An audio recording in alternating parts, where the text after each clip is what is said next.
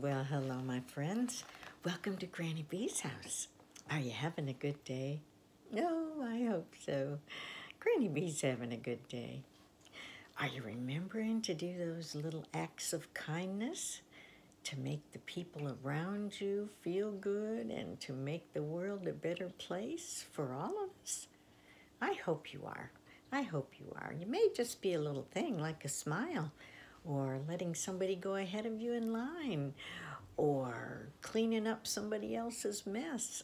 All those little things make the world a better place. Well, when Granny B was little, it seemed like the thing to do when somebody asked you what you wanted for your birthday was ask for a pony. I never had a pony. Did you? Do you have a pony? No, I didn't have a pony, but this little girl is on the search for the perfect pony. Is there a perfect pony? Why don't we read and find out? The Perfect Pony was written by Kimberly Brubaker Bradley and illustrated by Sheila McNicholas. So let's see how perfect this pony is. All right, I'm out of your way. You can see these pony pictures. Mom says that pony was my first word. I was pointing at my big brother's pony at the time. As soon as I was old enough, I started riding Matthew's pony in a lesson once a week. And every single day I helped feed Matthew's pony and Mom's horse. And I helped clean the stalls and fill the water bucket. Every day I looked into the third stall in our barn, the empty stall, the stall that could be for my pony. "Hurry, pony," I would whisper. One day, Mom heard me. "It's time, isn't it, Katie? Time for your very own pony. On Saturday, we'll start to look for one." I was too happy to yell. I made a little noise that sounded like a squeak. "Be patient, sweetheart," Mom said. "Finding the right pony takes a long time."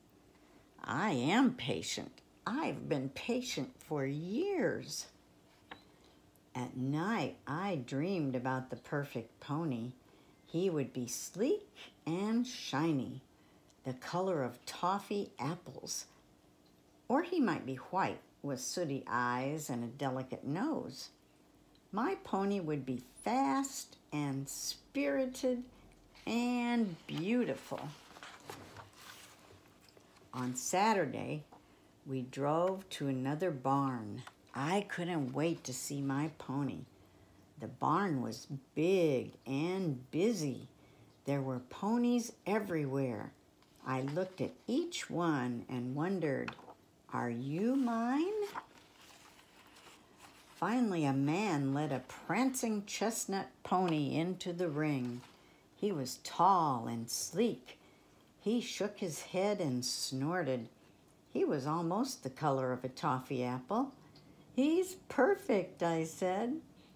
Then the wind blew leaves across the ground. It made the pony jump sideways. He tore the lead rope right from the man's grasp. "Yikes," I said, too nervous. Mom put her arms around me. "Too young," she said. "But don't worry. There are lots of ponies in the world." On Sunday, we looked at a speckled white pony with sooty eyes and a wide suede back. Mom said. "Let's see him trot." The woman holding the pony ran with him to make him trot. The pony limped. "Oh no," I said, "too lame." Mom wrinkled her face. "Too old." I got to ride the third pony, but I couldn't make him trot. He walked in circles backward instead. When I asked him to walk backward, he went forward. When I asked him to turn left, he went right. Too stubborn, I said. Too nasty, said Mom.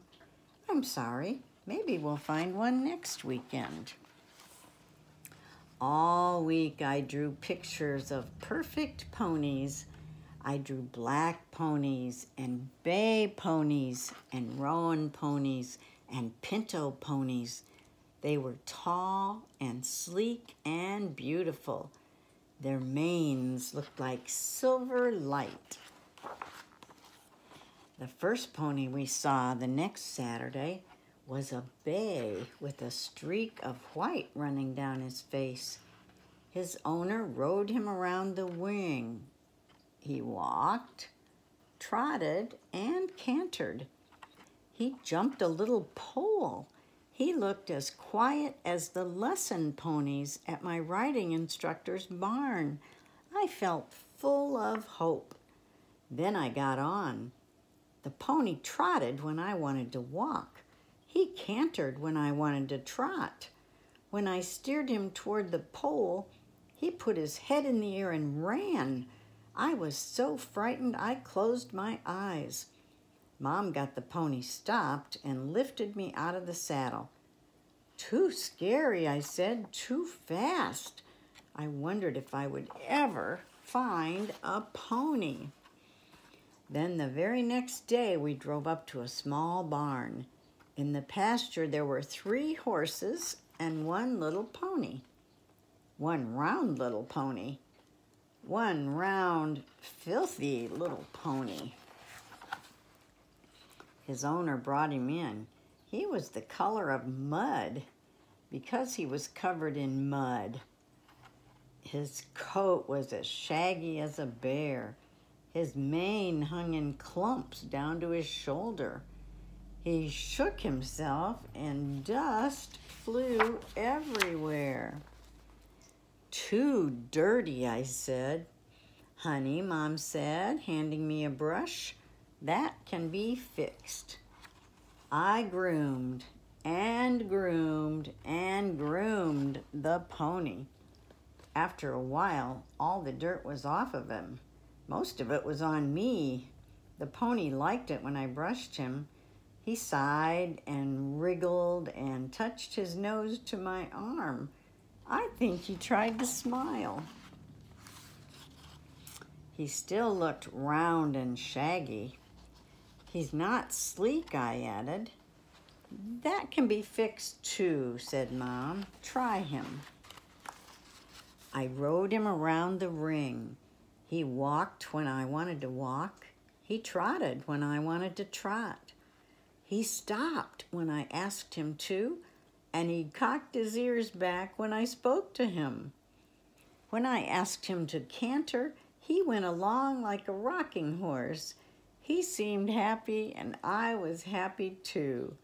I rode back to Mom. She was smiling. He's perfect, I said, and he was. Well, I'm so happy she found a pony that she thought was perfect. You know, when you're picking out a pet, whether it's a dog or a cat or a pony, it's important to look at all the things about him, things that might become a problem later, things that maybe can be corrected, things that you love about him. But picking out a pet is a big responsibility because you know you're going to have to take care of that pet once you take him home. So be cautious and be ready to work and be ready to clean up pet poo and brush their hair and give them baths. There's so much to do when you have a pet. But it just warms your heart to have a pet who loves on you. You know, our cat Ed sometimes is more lovable than we want. He climbs all over us all the time. But he's a great comfort, and he's a lot of fun to watch. So, You just remember, if you're picking out a pet, to be ready for all the things that go with it. And remember, too, that Granny Bee loves you. And I want you to come back and see me again real soon so I can read you another story, okay? Bye-bye.